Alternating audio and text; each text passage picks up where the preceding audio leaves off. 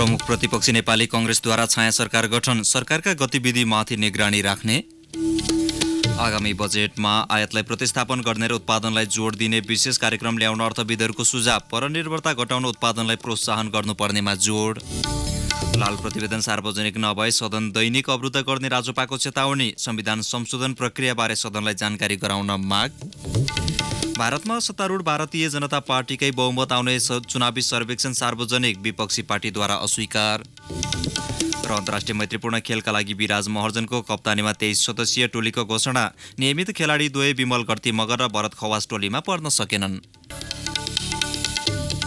नमस्कार, कान्तिपुर डायरीका साथमा साथी प्रिन्स र म बासु। समाचार अब विस्तारमा। नेपाली कांग्रेसले बलियो प्रतिपक्षीको भूमिका निर्वाह गर्ने उद्देश्यसहित छाया सरकार गठन गरेको छ। कांग्रेसले गठन गरेको छाया सरकारमा ज्ञानेन्द्र बहादुर कार्कीलाई ऊर्जा, नारायण खड्कालाई परराष्ट्र, मिनेन्द्र रिजाललाई अर्थ र दिलेन्द्र प्रसाद बडुलाई गृह मन्त्रालयको जिम्मेवारी दिएको छ। यस्तै शहरी विकासमा उमाकान्त चौधरीलाई, खेलकुदमा किशोर सिंह राठौर, उद्योगमा मीन विश्वकर्मा, शिक्षामा गगन कुमार थापा, खानेपानीमा सुजाता परियार, स्वास्थ्यको पार्वता डीसी चौधरी, पर्यटनको देवेन्द्र राज कणेल, श्रमको डिला सङ्ग्रौला र सञ्चार समितिको संयोजक बहादुर सिंह लामालाई तोकिएको छ। भूमि व्यवस्थामा लक्ष्मी परियार, सङ्घीय मामिलामा अतरहर मुसलमान, कृषिमा पद्मनारायण चौधरी, महिलामा उमा रेग्मी, रक्षामा भीमसेन दास प्रधान, भौतिक पूर्वाधारमा सञ्जय कुमार गौतम, वनमा राजेन्द्र कुमार केसी र कानुनमा राधेश्याम अधिकारी तोकिएका छन्। पार्टी सभापति शेरबहादुर देउवाले संसदीय दलको विधानको धारा 9 को उपधारा 5 क अनुसार छाया सरकारको रूपमा काम गर्न मन्त्रालय स्तरीय समन्वय समिति बनाउनु भएको हो। बेलायती संसदमा सरकारलाई उत्तरदायी बनाउन तथा उनका काम कारबाहीप्रति खबरदारी गर्न स्याडो क्याबिनेट अर्थात् छाया सरकार गठन गर्ने परम्परा छ। नेपालमा यसअघि तत्कालीन विद्रोही माओवादीले पनि छाया सरकारको अवधारणासहित सशस्त्र युद्धमा होमिएको थियो।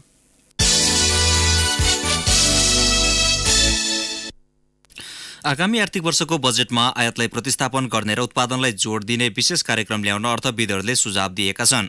राष्ट्र बैंकको पछिल्लो प्रतिवेदन अनुसार चालु आर्थिक वर्षको चैत मसान्तसम्म मुलुकको व्यापार घाटा झण्डै 10 खर्ब पुगेको छ। यसले अर्थतन्त्रमा गम्भीर चुनौती थपिएकाले आयात र निर्यातको खाडल कम गर्ने खालका विशेष कार्यक्रम बजेटले समेट्नुपर्ने विज्ञहरूको जोड छ। एक रिपोर्ट। व्यापार घाटा, कुल विनिमय सञ्चितमा कमी, शोधनान्तर स्थिति लगायतका अर्थतन्त्रका अधिकांश सूचक नकारात्मक रहेको राष्ट्र बैंकको प्रतिवेदनले देखाएको छ। पेट्रोलियम पदार्थसँगै सवारी साधन, विद्युतीय सामग्रीको उच्च आयातका कारण चैत मसान्तसम्म मुलुकको व्यापार घाटा करिब 22% बढेको छ। विलासिताका वस्तुहरूको उच्च आयातले व्यापार घाटा बढेको भन्दै आगामी बजेट मार्फत विशेष कार्यक्रम ल्याउन सुझाउँछन् राष्ट्र बैंकका पूर्व गभर्नर दिपेन्द्र बहादुर छेत्री। अटोमोबिल चाहिने भन्दा बढ्ता किसिमबाट हामीले लिएर आएका छौँ। यो खास गरेर प्राइभेट सेक्टरमा भन्दा नि पब्लिक सेक्टरमै त्यस्तो देखिन्छ। यो आयातलाई अब विचार गर्नुपर्ने हो।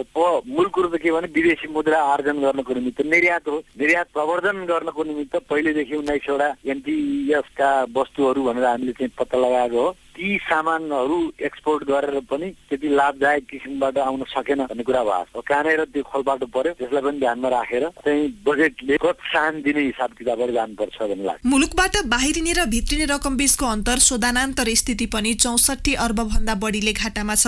यसले विदेशी लगानी निरुत्साहित हुनुका साथै उत्पादनमा नकारात्मक प्रभाव पर्ने भएकाले मुलुकको परनिर्भरता बढ्ने अर्थविद केशव आचार्यले बताए।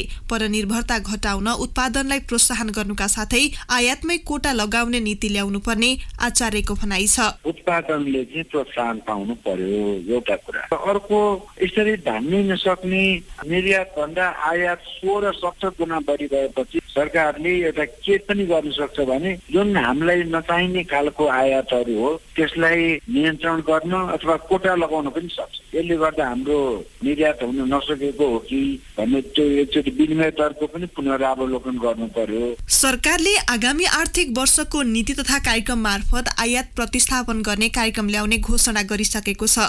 आगामी बजेट मार्फत घाटा न्यूनीकरण गर्ने खालका कार्यक्रम ल्याउने दावी गर्छन् अर्थ मन्त्रालयका सहसचिव एवं प्रवक्ता प्रवक्ता उत्तर कुमार खत्री। व्यापार घाटा चाहिँ अब आजको भोलि नै हामी गर्ने यसको लागि छुट्टै एउटा चाहिँ स्ट्राटेजी रणनीति नै हामीले ल्याइसकेका छौँ। अब कसरी मुलुक आत्मनिर्भर बन्न सकिन्छ भन्ने हिसाबले 15औं आवधिक योजनाले पनि परिलक्षित गरेको छ। फेरि 15औं आवधिक योजना र सरकारको नीति कार्यक्रमले नै व्यापार घाटालाई कसरी घटाउन सकिन्छ र के रणनीति लिने भन्ने किसिमका कुराहरू भएको छन्। त्यो कुरा बजेटले पनि सम्बोधन गर्छ। प्रत्येक वर्ष चुलिदो व्यापार घाटा नियन्त्रण गर्न भन्दै बजेट मार्फत सरकारले महत्त्वाकांक्षी घोषणा गरे पनि प्रभावकारी परिणाम आउन सकेको छैन।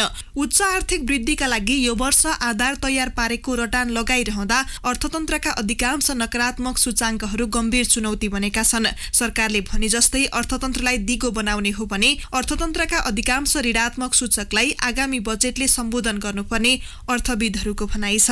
रेडियो कान्तिपुरका लागि केसु लामिछाने। यसैबीच प्रधानमन्त्री केपी शर्मा ओलीले आगामी वर्षको बजेटले देश विकासको गियर बढाउने बताउनु भएको छ। धादिङको गल्छीमा आज मध्य पहाडी लोकमार्गमा सूचना महामार्ग निर्माण कार्यको शिलान्यास गर्दै प्रधानमन्त्री ओलीले विकासको गति बढाउन गियर परिवर्तन हुने गरी बजेट ल्याउने बताउनु भएको हो। उहाँले भन्नुभयो, अबको बजेटमा देश विकासको गति 2 गियरमा छ भने 3मा पुर्याउँछौँ, 3मा छ भने 4मा पुर्याउँछौँ। मध्य पहाडी लोकमार्गको सुरुवाती बिन्दु 5 थरदेखि अन्तिम बिन्दु बैतडीसम्म सूचना महामार्गको विस्तारले डिजिटल नेपाल बनाउन सहयोगी हुने उहाँको भनाइ थियो।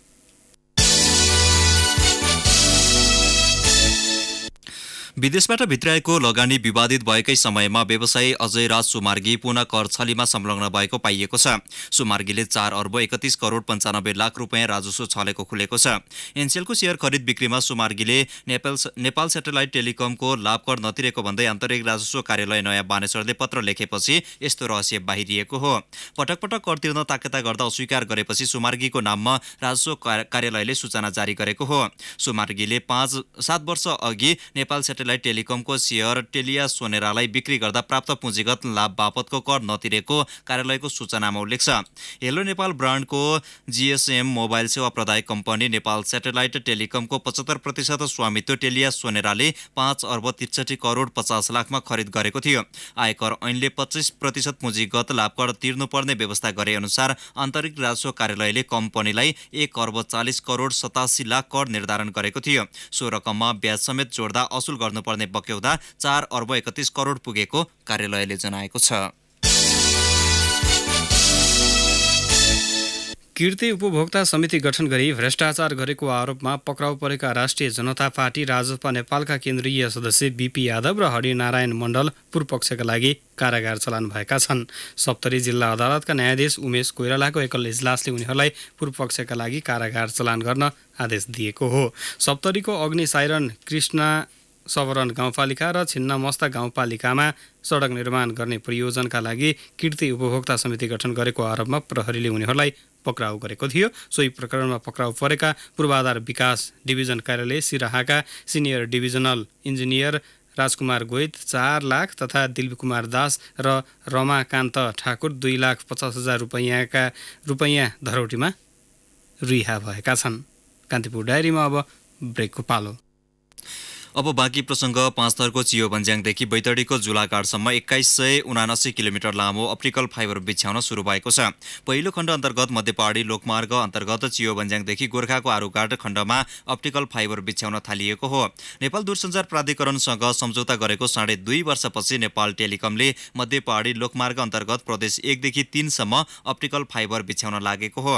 धादिङ, त्रिशुली र धनकुटाबाट एकैसाथ फाइबर विस्तारको काम सुरु भएको टेलिकमले जनाएको छ। यसका लागि टेलिकमले विभिन्न 5वटा कम्पनीसँग ठेक्का सम्झौता गरिसकेको छ। आफूले पटक पटक उठाएका माग सम्बोधन नभए संसद बैठक दैनिक अवरोध गर्ने चेतावनी राष्ट्रिय जनता पार्टी राजपा नेपालले दिएको छ। प्रतिनिधि सभाको आजको बैठकको सुरुमै समय लिएर राजपाले आफ्ना माग सम्बोधन गराउन सरकारको पुनः ध्यानाकर्षण गराएको हो। राजपाकी सांसद चन्दा चौधरीले पूर्व न्यायाधीश गिरीशचन्द्र लालको प्रतिवेदन तत्काल सार्वजनिक गर्दै त्यसो नभए सदन अवरुद्ध गर्न बाध्य हुने बताउनुभयो। लाल आयोगको प्रतिवेदन सार्वजनिक नहुँदा कैलालीबाट प्रत्यक्ष निर्वाचित सांसद रेशम चौधरी लगायत निर्दोष व्यक्तिलाई मुद्दा लगाइएको उहाँको आरोप थियो। विभिन्न हाम्रो मुद्दा छ। धेरैचोटि सरकारहरूसँग छलफल हाम्रो नेताजीहरू गरिसक्नु भएको रहेछ। त्यही पनि भेट्दाखेरि बोल्दाखेरि मिटिङमा हामी गर्छौँ, तर यो कार्यान्वयन किन हुँदैन, कहाँ के कारण छ, त्यो हामीलाई प्रश्न पार्नु पर्यो। र अब यो हाम्रो मुद्दा हाम्रो विषयलाई यदि केही सुनवाई भएन भने हामी यो संसद डेली नै अवरुद्ध गर्ने कड़ा रूप लिन चाहिँ बाध्य हुनेछौँ। यस्तै संविधान संशोधनका विषयमा सरकारसँग धेरै पटक छलफल भए पनि अहिलेसम्म प्रक्रिया सुरु नभएकाले सो विषयमा पनि सरकारले सदनलाई जानकारी गराउनुपर्ने सांसद चौधरीको माग थियो। राज्यपालले उठाएको विषयमा सभामुख कृष्णबहादुर महराले आफ्नो ध्यानाकर्षण भएको भन्दै केही समयपछि सरकारले ढिला हुनुको कारण सहित जवाफ दिने बताउनुभयो।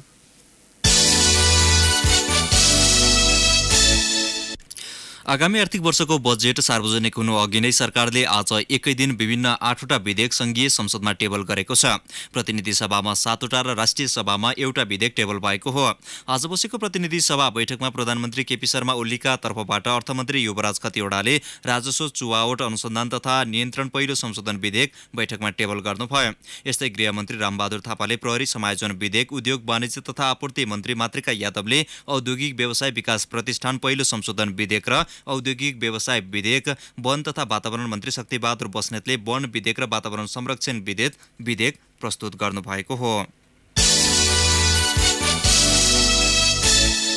प्रधानमन्त्री केपी शर्मा ओलीलाई मार्ने धम्की दिएको आरोपमा एक युवक काठमाडौँबाट पक्राउ परेका छन्। महानगरीय अपराध महाशाखाको टोलीले सिन्धुपाल्चोकको लिखासु गाउँपालिका 2 का लालबहादुर तामाङलाई आज बानेश्वरबाट नियन्त्रणमा लिएको हो। नेपाली खबर अनलाइनमा 50 करोड दिनुस्, म भारतीय प्रधानमन्त्री नरेन्द्र मोदीलाई मारिदिन्छु भन्ने शीर्षकमा प्रकाशित समाचारको कमेन्टमा प्रधानमन्त्री ओलीलाई मार्ने धम्की दिँदै तामाङले प्रतिक्रिया जनाएका थिए। उनले कमेन्टमा 50 लाख पाए मार्ने उल्लेख गरेका छन्। महानगरीय अपराध महाशाखाका एसएसपी सहकुल बहादुर थापाले भारतमा मोदीलाई मार्ने समाचार देखेपछि उनले पनि आवेगमा आएर कमेन्ट लेखेको देखिएको बताउनुभयो।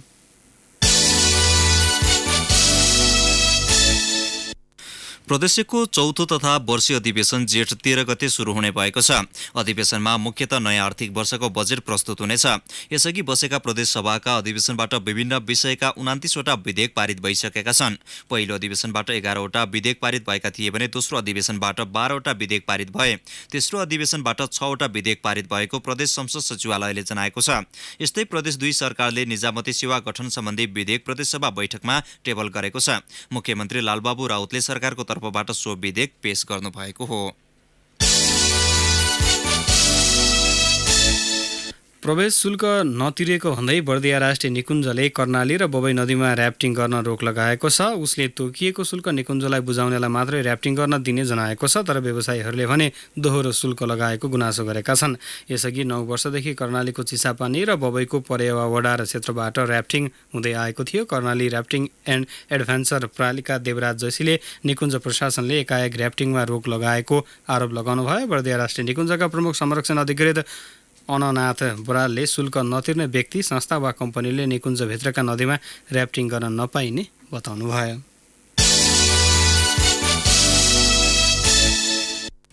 गैरकानूनी रूपमा नेटवर्किङ व्यवसाय गरी ठगी गरेको अभियोगमा प्रहरीले काठमाडौँबाट 8 भारतीय नागरिकलाई पक्राउ गरेको छ।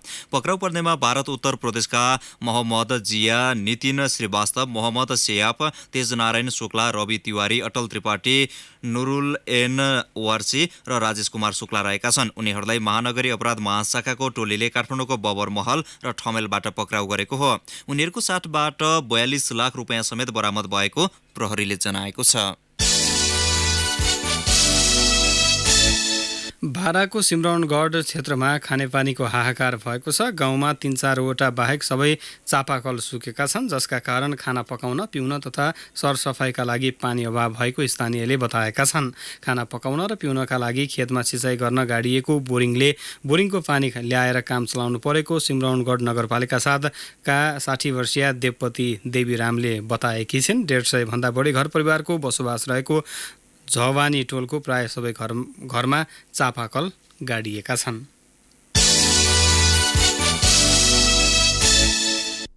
डाका चोरी मुद्दाका एक अभियुक्तलाई प्रहरीले गोली हानेर काठमाडौँबाट नियन्त्रणमा लिएको छ। सिन्धुपाल्चोकको मेलम्ची नगरपालिका 2 बाहुनी पार्टीका 33 वर्षीय काले भनिने विष्णु तामाङलाई पक्राउ गर्न प्रहरीले गोली चलाएको हो।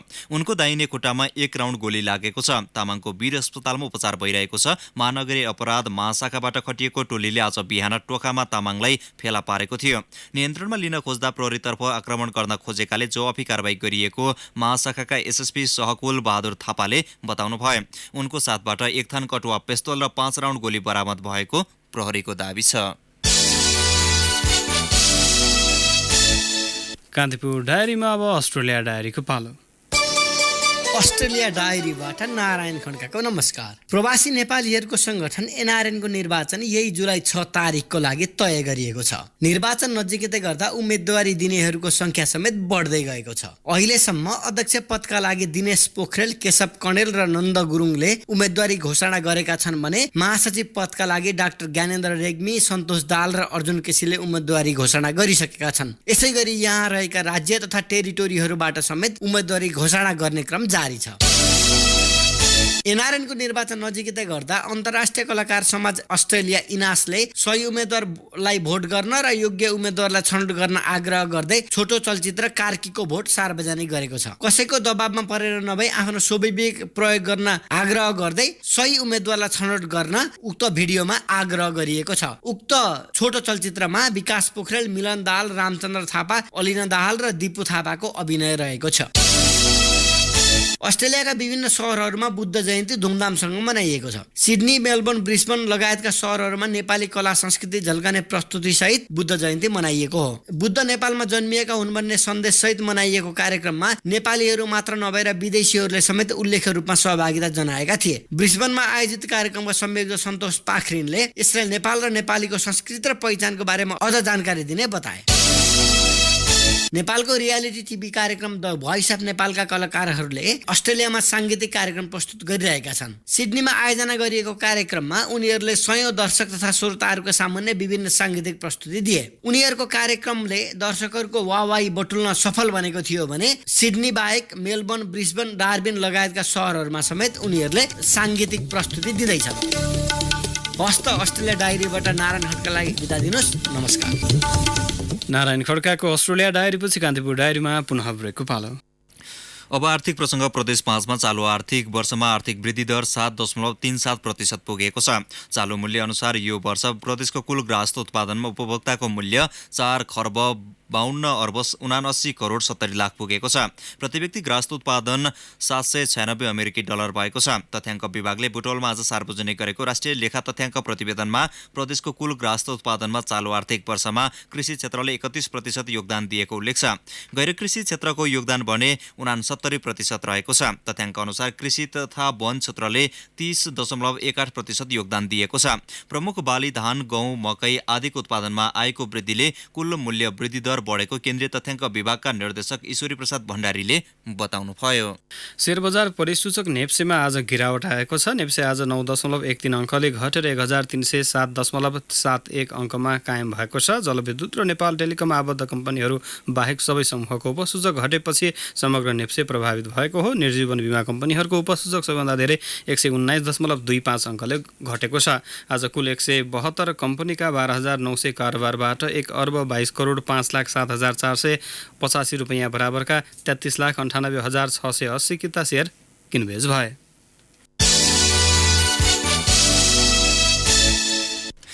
अब अन्तर्राष्ट्रिय प्रसङ्ग। भारतमा चरणबद्ध मतदान सम्पन्न भएपछि प्रारम्भिक मत सर्वेक्षणहरूले देखाएका नतिजालाई विपक्षी पार्टीले अस्वीकार गरेका छन्। एक्जिट पोल भन्ने त्यस्ता अनौपचारिक प्रारम्भिक मत सर्वेक्षणहरूले सत्ताधारी भारतीय जनता पार्टी आम निर्वाचनमा विजयी हुने बाटोमा देखिएको जनाएका छन्। पश्चिम बङ्गाल राज्यकी मुख्यमन्त्री तथा अल इन्डिया तृणमूल कङ्ग्रेसकी नेत्री ममता ब्यानर्जीले एक्जिट पोलका नतिजालाई कोरा गफ भन्दै आफूले त्यसमा विश्वास नगर्ने भन्दै ट्विट गर्नुभएको छ। हिजो सार्वजनिक भएका 4 विभिन्न एक्जिट पोलले बीजेपी नेतृत्वको गठबन्धन नेशनल डेमोक्रेटिक एलायन्स एनडीएले ठूलो परिमाणमा जित हासिल गर्ने अनुमान गरेका थिए। ती पोलहरूका अनुसार सो गठबन्धनले 280 देखि 315 सिटसम्म जित्न सक्ने सम्भावना छ। विपक्षी कांग्रेस आइका नेता तथा भूतपूर्व मन्त्री शशि थरूरले एक्जिट पोलहरू सबै गलत भएको दाबी गर्नुभएको छ। अब खेल प्रसङ्ग अन्तर्राष्ट्रिय मैत्रीपूर्ण खेलका लागि विराज महर्जनको कप्तानीमा राष्ट्रिय पुरुष फुटबल टोलीको घोषणा भएको छ। राष्ट्रिय टोलीका मुख्य प्रशिक्षक योहान कालिनले मलेसिया र चाइनिज ताइपे विरुद्ध हुने मैत्रीपूर्ण खेलका लागि 23 सदस्यीय राष्ट्रिय टोलीको घोषणा गरेका हुन्।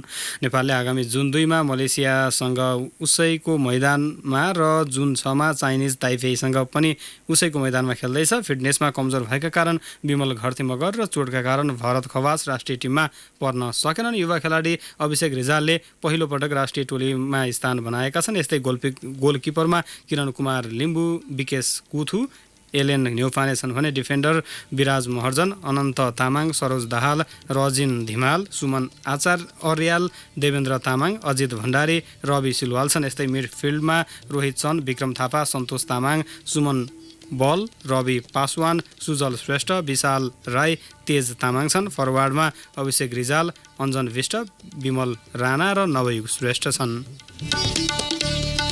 जाँदा जाँदै news maker of the day. The news maker of the day. आफूहरूले पटक पटक उठाएका माग सम्बोधन नभई संसद बैठक दैनिक अवरोध गर्ने राष्ट्रिय जनता पार्टी राजपाले चेतावनी दिएको छ।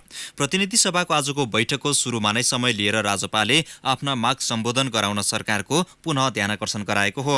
यसअघि पनि राजपाले पटक पटक माग सम्बोधनका विषयमा सरकारको ध्यानकर्षण गराएको थियो। राजपाकी सांसद चन्दा चौधरीले पूर्व न्यायाधीश गिरीशचन्द्र लालको प्रतिवेदन तत्काल सार्वजनिक गर्नुपर्ने माग दोहोर्याउनु भयो। चौधरीले प्रतिनिधि सभाको आजको बैठकमा राख्नुभएको धारणाको सम्पादित अंशलाई आजको न्युज मेकर अफ द डेमा प्रस्तुत गर्दै कान्तिपुर डायरीबाट भने सहकर्मी प्रिन्स र म बासु बिदा हुन्छौं। नमस्कार, शुभरात्रि। विरोधको धेरै चोटि भइसक्यो र हाम्रो माग अहिलेसम्म केही सरकारले सुनवाई गर्नुभएको छैन र लाल आयोगको प्रतिवेदन अहिलेसम्म सार्वजनिक नहुनुको के कारण छ, के राज्य छ त्यो भित्र त्यो चाहिँ हामीलाई प्रश्न गर्नु पर्यो र यहाँबाट पनि सम्मानीय सभामुख मार्फत पनि धेरैचोटि सदनबाट सरकारलाई रुलिङ गरिसक्नु भएको रहेछ। त्यही पनि लाल आयोगको प्रतिवेदन सार्वजनिक नहुनुको के कारण होला र लाल आयोगको प्रतिवेदन सार्वजनिक नहुनको कारणले आज रेशम चौधरी एउटा थारूको छोरा जेलमा मानिए भएर पनि जेलमा जीवन बिताइराख्नु परेको छ। यो सरासर अन्याय हो सभामुख महोदय। र विभिन्न राजनीतिक आन्दोलनमा मधेस थरुवाड जनजाति जुन राजनीतिक आन्दोलनले गर्दा झुटा मुद्दामा पारिएको मधेसी थारू जनजातिलाई कैलालीदेखि जलेश्वरको विभिन्न जेलमा भएको हाम्रो नेता कार्यकर्ताहरूलाई यो झुटा मुद्दा कहिले खारिज हुन्छ त्यो प्रति पनि म सरकारलाई सभामुख मार्फत ध्यानकर्षण गराउन चाहन्छु र यो हाम्रो माग अब हामी कारा रूप लिन चाहन्छौँ, किनभने हामीलाई संसदलाई अवरुद्ध गर्ने, संसद चल्न नदिने कुनै पनि मानसिकता छैन। तर जुन न्याय छ सबै जनताले सबै समुदायले पाउनु पर्छ। हामी न्यायको माग गर्दैछौँ यहाँ मार्फत, सरकार सुनिराख्नु भएको छैन र संविधान संशोधनको कुरा छ, विभिन्न हाम्रो मुद्दा छ। धेरैचोटि सरकारहरूसँग छलफल हाम्रो नेताजीहरू गरिसक्नु भएको रहेछ। त्यही पनि भेट्दाखेरि बोल्दाखेरि मिटिङमा हामी गर्छौँ, तर यो कार्यान्वयन किन हुँदैन, कहाँ के कारण छ त्यो हामीलाई प्रश्न पार्नु पर्यो र अब यो हाम्रो मुद्दा हाम्रो विषयलाई यदि केही सुनवाई भएन भने हामी यो संसद डेली नै अवरुद्ध गर्ने कड़ा रूप लिन चाहिँ बाध्य हुनेछौँ। यो जानकारी म सम्मानीय सभामुख मार्फत गराउन चाहन्छु सरकारलाई र यहाँलाई विशेष आग्रह राजपा पार्टीको तर्फबाट सम्मानीय सभामुखज्यूलाई विशेष आग्रह गर्न चाहन्छौ कि सरकारले यहाँको रुलिङ किन मान्नुहुन्न त्यो पनि यहाँले अलिकति प्रश्न पारिदिनु पर्यो।